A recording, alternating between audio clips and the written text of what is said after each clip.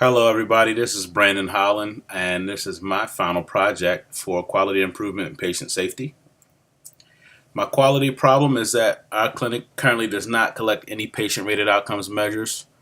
Uh, so, my goal statement is actually twofold. We first want to develop a useful process for collecting PROs for ankle injuries, lateral ankle sprains in particular. And the second part is if we can find a useful process, we want to kind of use that as a blueprint to collect PROs measures for other body segments and other ailments. So as far as the STEEP criteria, it is safe because it doesn't pose any kind of threat or danger to the patients. It's timely because it can be completed in a few moments. It's equitable because everybody who has a capability to answer questions can do it. And we'll see how efficient and effective this process is once we get it started. And is it patient-centered? Yes, it is, because the goal is eventually to use the data in these patient-rated outcomes measures to improve patient care. So the team members would include all of the stakeholders, director of athletics, the coaches, the parents, the clinicians who will be working alongside me, which really doesn't happen that often. I don't usually have clinicians. And student clinicians, I am a preceptor for an ATEP program in the area, and they would be involved as well. And finally, the athletes. So my aim statement, the clinic will collect lower extremity functional scale questionnaires from 90% of patients who receive treatment for lateral ankle sprains over the next school year. So everyone who comes in to my clinic for treatment for a lateral ankle sprain, the goal is to collect an LAFS form from 90% of them, at least 90% of them. So my flow chart here is this is the high level block. We have three major categories that we're going to treat injured athletes. We're going to collect LAFS forms from athletes who sustain lateral ankle injuries. And we're going to run a simple analysis, a statistical analysis of how many people have turned in their LAFS forms. So under treating athletes, we're going to have evaluations and reevaluations and providing appropriate interventions as normal as we always do with our program. And of course, documenting what we do for the sake of patient care, liability, and things of those natures. But what we're going to do differently in the middle here, we're going to identify patients with lateral ankle sprains and pay special attention to them. Notify and remind those patients to submit an LAFS form on their last visit, and help those patients complete and submit those forms so that we have some things to work with. And finally, under running simple statistical analysis, is essentially we're going to divide the number of LAFS forms that we receive over the number of instances of lateral ankle sprain. And that's going to give us a percentage of who's turned in the forms and who's not. It's going to give us a percentage, and we're going to compare that to our goal, which is 90%. So for my detailed flow chart, if you can follow my cursor, we're going to start here where we evaluate a patient. And the question we're going to ask is, does this patient have a lateral ankle sprain? If the answer is no, we're going to treat them as usual just for the time being. And we're going to document as usual just for the time being. If they do have a lateral ankle sprain, we're going to move them into this section where we will treat the patient.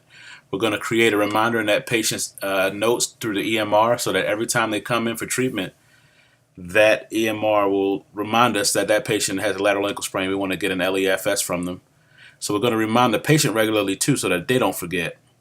And finally, at the end, we're going to help the patient complete and submit that LAFS form. We're going to collect and file that form. So for the cause and effect diagram, the effect is that we're not collecting PROs. There could be several things you could consider to be causes. So what we want to consider, the things we want to put up for consideration are people, resources, material, and methods. Under people, you have the athletic trainers, of course, the athletes, parents, coaches, administrators, everyone who is responsible for caring for the athlete in our setting. Our resources include our budget. So how is this going to affect our budget? It shouldn't really affect it a lot because it's a very inexpensive to print. And even if we want to go digital, that doesn't cost that much. But the thing really under resources that we have to consider is how much support do we have in doing this. We have to get everything okayed by our administration, and that is sometimes a slow process. Our methods, we have two methods that we could collect PROs. We can either do it written on paper, or we can go digital and have it on a computer or on a mobile device. And for material, as far as material is concerned, we have available to us printers and paper. We have tablets. The athletes have their own mobile devices. Almost 100% of the athletes have a phone. And if not, they can use the tablet that is assigned to the athletic training facility. We do have one of those. And then also we have a laptop that we can make available for people to submit their patient-rated outcomes measures. So specific measures, how do we know what we're doing is an improvement? Because a change is a change, but is it a change for a better? In my case, it's fairly simple because right now our number is 0% that we're collecting. You can't get lower than 0, so any change for us is going to be an improvement. So the number of lateral ankle sprain patients who seek treatment in my clinic, that's going to be one measure. And also the number of those LAS patients who submit an LAFS form upon discharge, that's going to be the other part of the measure. We're going to use those two to make a percentage, and we're going to compare that to our goal. So did we reach 90% by the end of the year? And then we're also going to compare it to the prior year, which currently we're doing 0. So if we reach higher than 0, we've made an improvement. If we reach 90, we've reached our goal. So for my change idea, what can we do to implement a change? Well, I think the easiest thing for us is this is something that is not impossible to implement. We're just not doing it. So we can start by asking people to submit the forms. We can start by asking for permission from our athletic director. They usually, if it's something that's not going to cost us a lot of money and there's not a lot of liability involved, they're usually okay with it. It's just a matter of them going through their red tape. So once we get the okay, we can pretty much just run with it. So additional changes can include frequent reminders to the patients and the clinicians that we need to get these forms collected. We'll have tons of paper copies available. We'll have digital copies available also in the event that we need to create more paper copies, or that we want to just give it to the athletes however we want to work it out in the future so that they can send it from wherever they are. We can make this into a mobile website. I do have experience making mobile websites and mobile apps. And it could be something as simple as a barcode. When athletes, they come in and they take out their phone and they scan the barcode. It takes them to the website. They click a few answers on a questionnaire and they can submit it within minutes. Or we can put that into a mobile kiosk that could be stored on the iPad that is assigned to the athletic training facility. And we could finally have SMS text messaging systems that I actually use for other reasons, but they can be applied to this, where a person can receive push notifications and text messages reminding them to submit the form. So now we're on to the Plan, Do, Study, Act cycle. And the PDSA is a continual cycle of basically working and then assessing how your work is panning out, then making adjustments, and then working under those new adjustments, and then assessing again to see if improvements can be made again. So you work, assess, adjust, work, assess, adjust, and that continues to happen. So under my plan, I will basically notify the stakeholders, who are the people on the team slide that I showed earlier, that we want to collect PROs from patients. I would have copies of the LEFS available and accessible. I will remind clinicians that all patients with lateral ankle sprains must be requested to submit an LEFS form upon their final discharge. As far as the do portion of the cycle, we want to identify patients who have lateral ankle sprains. We're going to care for those patients as normal. But again, we're going to remind those patients to submit the form on their final visit. We're going to help those patients fill out and submit the form. We're going to keep a total count of incidences of lateral ankle sprain, and also keep a total count of lateral ankle sprain incidences that concluded with the submission of a lateral ankle sprain form. Of an LEFS form. We're going to calculate that percentage, and we're going to use that to decide if we're approaching our goal, if we're not approaching our goal. For the study portion, we want to compare how close are we to the goal.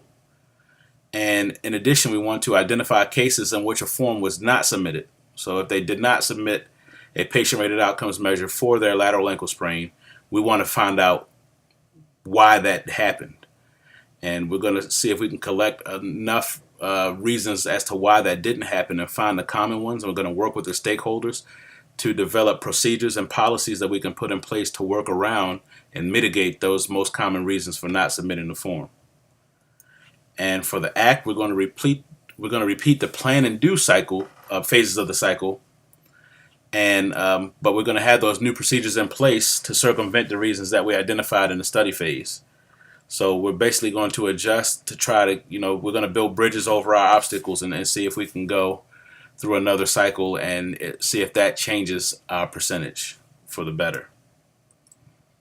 My spread plan is finally, it's not a huge plan, mostly because I'm the most constant person in the athletic training facility. I'm the only one that's always there.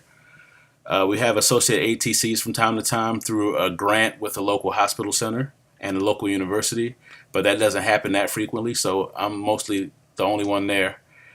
But in the event that we do have some there, we're going to have them included on the spread plan. Also, the administrators and coaches, the parents and the athletes will be included on the spread plan. So to spread this improvement, basically you want everyone to take ownership of their own roles and responsibilities. So everyone is going to be doing everything that they can within the system to help them to make sure they're doing their part to increase quality improvement. So we're going to communicate regularly. We're going to have meetings.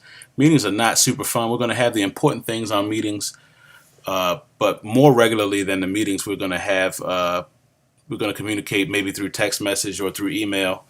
Text message is fairly effective, and I'm doing a lot of research on texting. They actually get read more quickly and more thoroughly than emails. So one of the things I would love to do is make it fun, because when something is fun, it's less like work and people are more apt to do it.